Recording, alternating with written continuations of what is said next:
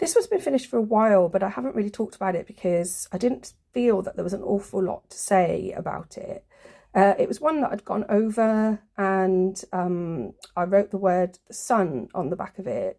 So just to find out more about the symbolism of our celestial being. And it looks, I'm sure I've drawn similar before, this looks like a bit like a monkey shape. That's what I kind of get from it when I've said before about the monkey nut. In the top right hand corner there's this triangle, so I thought about, there's a triangle hieroglyph which I've mentioned before, which I think is offering or giving, but there's also the summer triangle, although we're at the end of summer now. This was a few months ago that I finished this, or at least a month ago.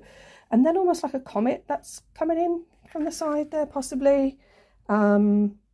Other than that, there's sort of, it's almost like it's smoking a pipe. There's this letter P that's on its side, so the P comes up a lot, and then there's a blue T. And it's interesting that I didn't even see that. I was looking to see if there were any letters or anything. There's a P there. I think there's a C, that could be a C in the mouth, but every time I've drawn the T, it always comes up blue, which is water. I've said before that represents the feminine, and is also a bread bun in hieroglyphics.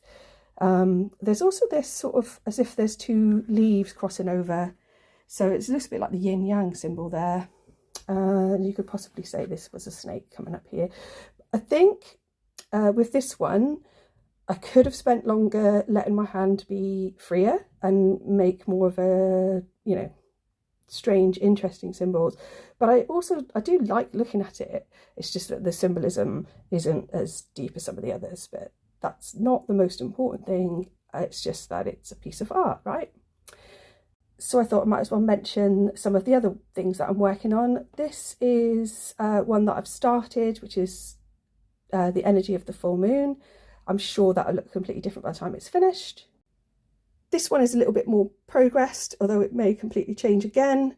There's a bird emerging up here, and almost like this idea of a ladder again here.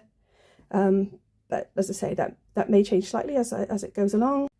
And then there's this big monster one, which just started about at least a month ago with just drawing the hills at the bottom, and I left it, and then I was guided to draw the rest of this, which looks a bit like a volcano, and I'm sure that will completely change, but I imagine that will be a while before that's finished.